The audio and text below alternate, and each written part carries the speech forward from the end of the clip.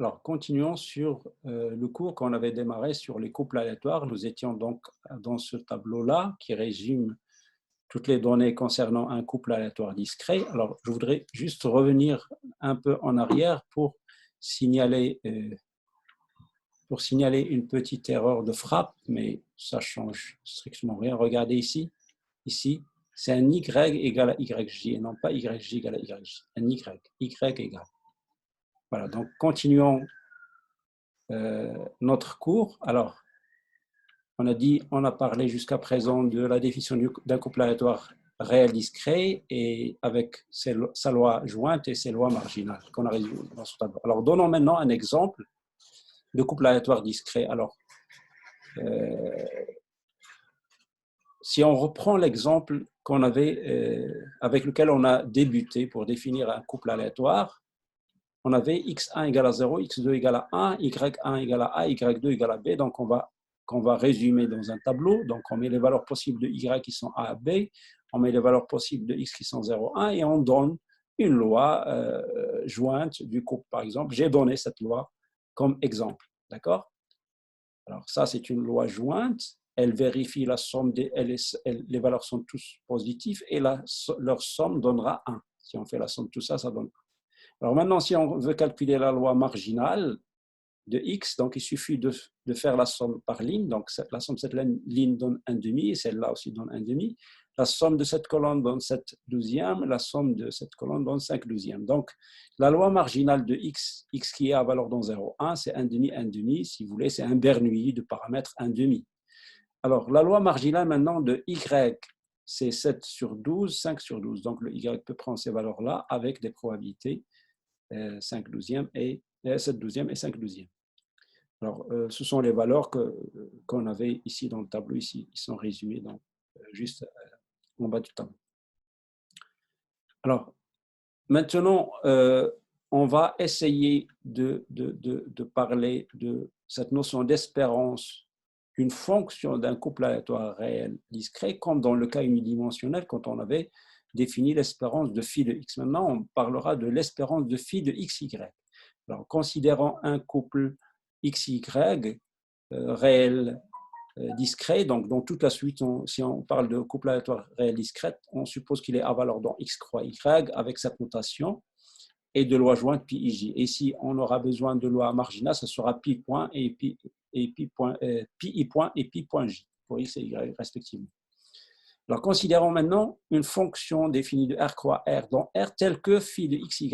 Si on compose cette fonction avec l'application xy, ça reste une variable aléatoire. C'est-à-dire, on prend phi de x croix y vers r tel que phi de xy reste une variable aléatoire. Alors, dans ce cas-là, on peut définir l'espérance de phi de xy par cette quantité-là. C'est la somme de phi de x, y, j sur toutes les valeurs possibles de ij fois la loi jointe pi ij. Alors, bien sûr, si cette espérance existe, ça veut dire si cette série converge, alors donc on peut parler de l'espérance de phi de x qui est définie par cette formule. Vous remarquez qu'elle est semblable au cas unidimensionnel. Cas unidimensionnel, quand j'ai une seule variable aléatoire x, donc c'est l'espérance de phi de x, la somme sur les xi, phi de xi, pi de x. D'accord? Donc c'est une extension naturelle au cas bidimensionnel. Alors, on peut définir aussi la notion de covariance, ce qui est une quantité réelle. Si elle existe, elle s'écrirait sous cette forme-là. D'une manière générale, cette définition de covariance ici jusque-là, cette formule-là, elle est vraie aussi bien pour un couple aléatoire xy discret que pour le cas continu, quand on passera au cas continu. Donc, la covariance de xy, elle est définie par l'espérance de x fois y moins l'espérance de x fois l'espérance de y. Attention, nous n'avons pas toujours l'espérance de x fois y égale l'espérance de x fois l'espérance de y. Ça veut dire que la covariance peut être non nulle. Alors, maintenant, pour calculer la covariance pour un couple aléatoire réel discret, celui-là, de loi jointe pi ij, donc il suffit donc de calculer cette espérance. Alors, cette espérance, c'est exactement, on va la déduire de cette formule en prenant phi de xy, c'est x fois y, là voilà. Donc, il suffit de remplacer phi de xy par xi fois yj, là voilà. Voilà le remplacement donc de phi de xy, yj. Et donc, fois la loi jointe, pi ij, donc la sommation sur tous les ij possibles. Donc, on calcule somme-là pour avoir E de x, y. Et on calcule l'espérance de x et l'espérance de y qu'on met en produit ici. Alors, l'espérance de x, c'est quoi? C'est la somme de tous les xi possibles sur tous les xi possibles de x, toutes les valeurs possibles de grand X, fois la loi de x. Et la loi de x, c'est pi i point, rappelez-vous, c'est la loi marginale de x. Et la même chose pour y. On utilise la loi marginale pour D. Donc, on fait ce produit-là, on fait cette somme et on fait cette différence pour trouver la covariance. C'est une quantité réelle. Si elle existe, elle est réelle. Elle peut être positive comme elle peut être négative. Alors, cette notion de covariance ou la quantité covariance, cov, de xy, mesure un certain lien statistique appelé corrélation. Elle mesure la corrélation entre x et y. Un certain espèce de lien entre x et y. On peut aussi définir à partir de la covariance ce qu'on appelle le coefficient de corrélation linéaire entre x et y, qui est ρ indice xy qui égale a, la covariance de xy divisée par le produit des écarts types, la racine de variance x fois la racine de variance y. D'accord? C'est ce qu'on appelle le coefficient de corrélation linéaire. Aussi, il mesure le lien linéaire, c'est un lien linéaire entre x et y. C'est une mesure standardisée, si vous voulez, c'est une mesure standardisée du lien statistique ou du lien de corrélation entre x et y. Alors, essayons de calculer la covariance et ρ dans l'exemple de base qu'on vient de définir juste avant. D'accord? Dans cet exemple-là, alors on va calculer la covariance et le coefficient de corrélation pour ce couple aléatoire. Alors, on commence par l'espérance de xy, donc c'est x fois y fois, ça veut dire on va utiliser cette formule-là pour calculer l'espérance de xy, on va utiliser donc cette formule. On prend les xi fois les yj fois pi. Ça veut dire, en regardant sur le tableau, c'est 0 fois a fois 1 tiers, plus 0 fois b fois 1 sixième, plus 1 fois a fois 1 quart, plus 1 fois b fois 1 quart. Donc, tout ceci donnera, si vous voulez, cette quantité-là. 0 plus 0 plus 1 fois a plus fois 1 quart plus 1 fois b fois 1 quart. Donc, si on fait tout le calcul, ça donne a plus b sur 4. Alors, ensuite, on calcule l'espérance de x. L'espérance de x, on a dit que x, en regardant sa loi marginale, ce n'est que, puisque x est à valeur dans 0, 1, et comme probabilité 1,5, 1,5, c'est un Bernoulli de paramètre 1, pi 1 point. Voir le tableau ci-dessus. Donc, l'espérance de x est 1,5. Alors, l'espérance de y, on le calcule à partir du tableau toujours. À partir de là, l'espérance de y, regardez, les valeurs possibles de y, a et b, et les probabilités sont 7 sur 12, 5 sur 12. Donc, c'est a fois 7 sur 12 plus b fois 5 sur 12, tout simplement. Alors, qui donnera donc 7a plus 5b sur 12. Et donc, on déduit la covariance, puisqu'on a l'espérance de xy, l'espérance de x et l'espérance de y. Donc, on déduit la covariance, qui est l'espérance de xy, a plus b sur 4, ça, moins le produit des espérances, c'est-à-dire 1,5 fois ça. Ah, voilà. Donc, tout calcul fait, ça donnera b moins a sur 24. Alors, bien sûr, la covariance ici, puisque quand on a défini le couple aléatoire là, on a supposé sans le dire que a et b sont différents. Donc, a est différent de b, sinon, j'aurais une seule valeur. J'ai deux valeurs, donc a est différent de b. Ça veut dire que ma covariance ici, elle est non nulle, b moins a sur 24. Et son signe dépend de b. Je n'ai pas dit que b est supérieur à a ou a supérieur à b, donc on prendra, si vous voulez, vous pouvez prendre a plus petit que b, donc vous avez une covariance ici qui est positive. Alors, maintenant, pour calculer le coefficient de corrélation ρ, nous aurons besoin de la variance de x, la variance de y. Parce qu'on sait que le ρ, c'est quoi? C'est la covariance sur le produit des écarts types. Donc, calculons la variance de x. Donc, puisque x, on a dit que c'est un Bernoulli de paramètre 1,5, donc 1,5 facteur de 1 moins 1,5, c'est 1 quart, c'est ça la variance. Et la racine carrée de la variance qui est ici, c'est 1,5. Et l'espérance de y carré, on le calcule toujours à partir du tableau. Donc, c'est a carré fois la probabilité plus b carré fois la probabilité que y égale b. Donc, on trouvera ça. Et donc, la variance de y, c'est l'espérance de y carré, celui-là, le voilà, moins l'espérance de y qu'on a déjà calculé avant, au carré. Donc, si on fait tout ce calcul, on trouvera 35 sur 144 facteur de a moins b au carré. Alors maintenant, prenons la racine carrée de cette variance. Donc, la racine carrée de variance, c'est racine de 35 sur 12, la racine de a moins b au carré, donc c'est la valeur absolue de a moins b. D'accord? Alors, si A est supérieur à B, donc ça sera A moins B. Si c'est inverse, donc c'est B moins A. Alors, maintenant, si on calcule le coefficient de corrélation, c'est quoi le coefficient de corrélation? C'est la covariance, hein, d'accord? La covariance, elle est là, elle est calculée ici. C'est cette quantité-là, divisée par le produit des écarts types, c'est-à-dire divisé par le produit de ces variances, cette variance fois celle-là. Donc, tout calcul fait, ça va donner ceci. Donc, on peut simplifier par B moins A, et donc ça sera signe de B moins A sur racine de 35. Donc, le ρ peut être positif ou négatif aussi selon le signe de B moins A. Alors, nous avons des propriétés de cette notion de corrélation. La corrélation, on a dit qu'elle peut être mesurée par la covariance ou par le coefficient de corrélation. Donc, nous avons quelques propriétés de la corrélation. Si on regarde la covariance de XX, ce n'est que la variance de X. Regardez la formule de la covariance. On regarde la formule de la covariance. Regardez ici, covariance. Si on remplace maintenant Y aussi par X, ça veut dire covariance de XX, on aura l'espérance de X au carré moins l'espérance de X, le tout au carré. Donc, c'est exactement la variance. Donc, elle est claire. Et la même chose, la covariance de XY égale la covariance de YX, elle est aussi évidente à partir de la définition. Regardez, la covariance de YX, c'est Y fois X. L'espérance de Y fois X, c'est l'espérance de X fois Y. Et ici, on peut permuter ces deux réels. Et donc, on aura la covariance de XY égale la covariance de YX. C'est-à-dire, elle est symétrique de cette manière-là.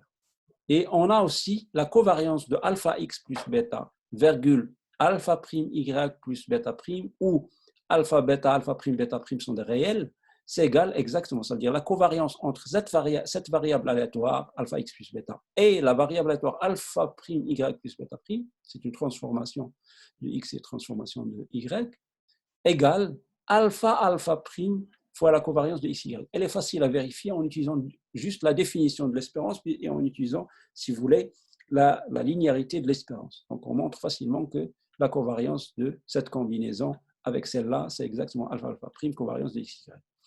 Alors, on peut aussi prouver que, en utilisant l'inégalité de Schwarz, hein, que ρ de XY il est entre moins 1 et 1 en utilisant sa définition. Regardez sa définition à partir de là.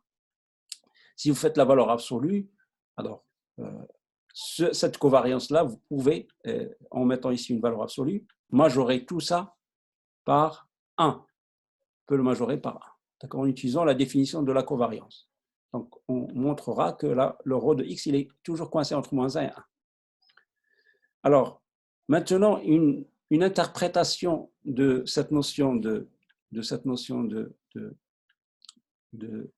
corrélation, de coefficient de corrélation, si ρ de x, il est proche de 1, si le ρ de x, ce ρ de x, il est proche de 1, par exemple 0,9, 0,99, etc., très proche de 1, on dit que la corrélation linéaire entre x et y est forte et elle est positive.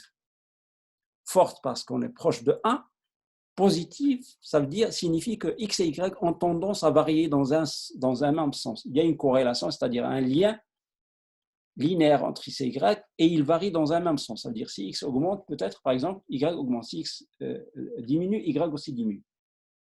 Mais la corrélation, elle est positive. Alors, si maintenant le ρ est proche de moins 1, on a aussi une corrélation forte, mais cette fois-ci, elle est négative. Ça veut dire qu'il y a un lien fort en x, y, mais dans un côté négatif. Ça veut dire si x varie dans un sens, le y varie dans un autre sens. D'accord? C'est ça l'interprétation qu'on donne. Mais si ρ maintenant est proche autour de 0, par exemple, s'il est égal à 0, on dit que x et y sont non corrélés. Ça veut dire que c'est comme s'il y a absence de corrélation. Absence de lien statistique. Alors maintenant, on va définir aussi la notion d'indépendance pour les couples aléatoires. Étant donné maintenant un couple aléatoire xy sur x croix y, toujours on utilise les mêmes notations, de loi jointe pi-j et de loi marginale pi point et pi point j, on dit que le couple xy est indépendant si et seulement si, donc il est indépendant si et seulement si, pi-j, la loi jointe, égale le produit des lois marginales. Donc pi-j égale pi point fois pi point j, et ceci quel que soit ij dans l'ensemble des indices I croix grand I croix grand J. Donc, pour dire que x, y est indépendant, il faut vérifier cette équation pour tous les couples IJ. Donc, grand I croix grand J. S'il y a un seul couple pour lequel ça ne marche pas, on dit que x et y n'est pas indépendant. Alors ici, dire que le couple est indépendant, c'est aussi équivalent à dire que les variables aléatoires x et y sont indépendantes. C'est la même chose.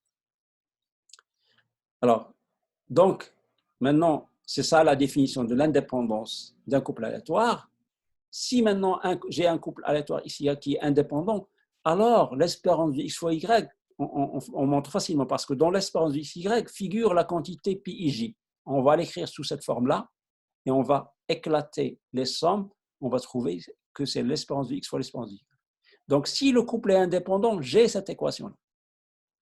Et en regardant la covariance, c'est la différence de ces deux quantités. Donc, elle est égale à 0.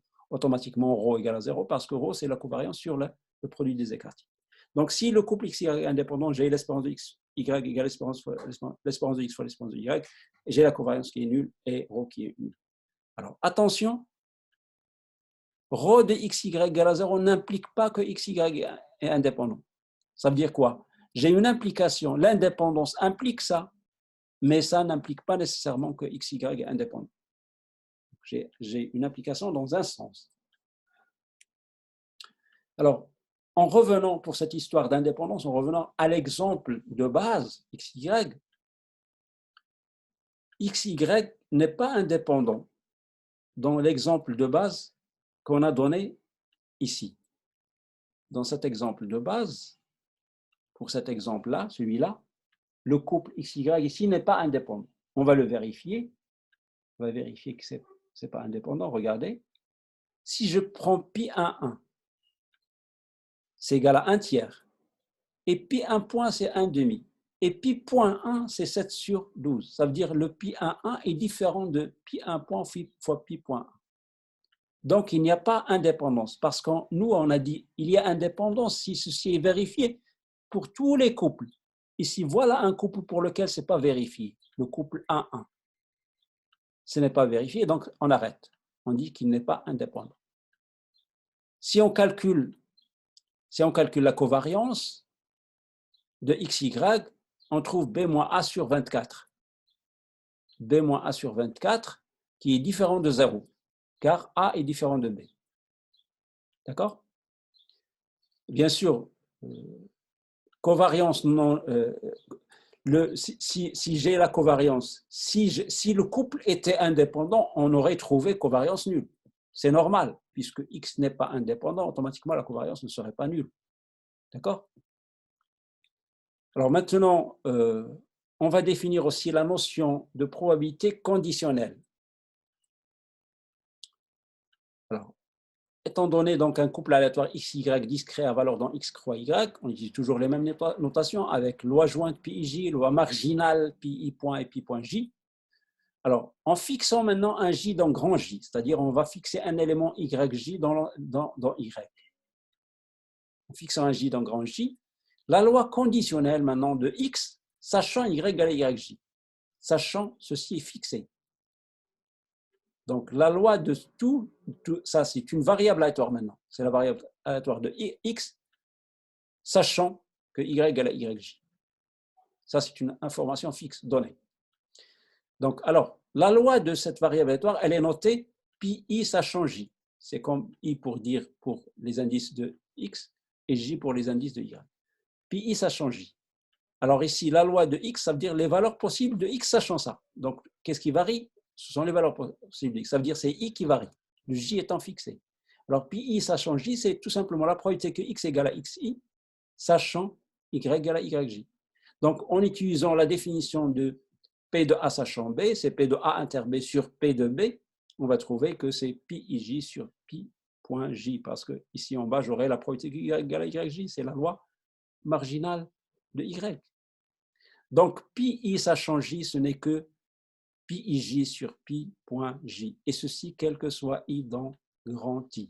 Alors, c'est le i qui varie, le j étant fixé. Donc, le j qui est là, ça joue le rôle d'un paramètre. C'est le i qui varie. Alors, donc la probabilité conditionnelle de x sachant y, elle est donnée par pi i sachant j égale pi ij sur pi point j, quel que soit i dans i.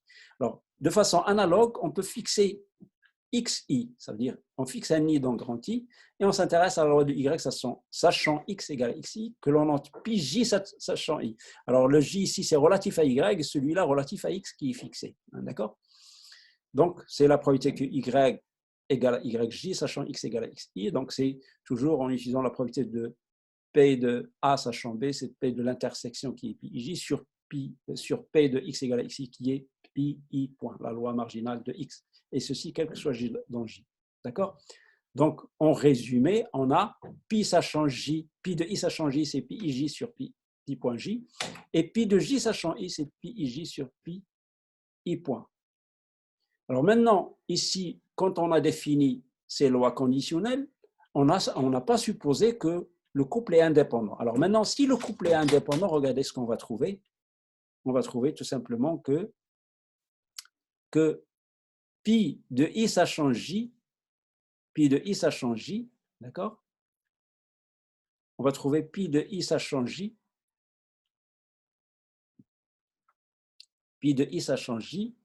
égale pi i point. Et pi de j sachant i, c'est pi point j. Ça veut dire quoi? Si le couple est indépendant, je vais écrire ce pi ij comme étant pi i point fois pi point j. Je simplifie par pi point j. Donc, il reste pi i point. Le voilà. Et aussi pour le deuxième, pour la deuxième loi conditionnelle. Si le couple est indépendant, ce pi ij, ça sera pi i point fois pi point j. Et je simplifie par pi i point. Il reste pi point j. La voilà. Donc, ça veut dire quoi?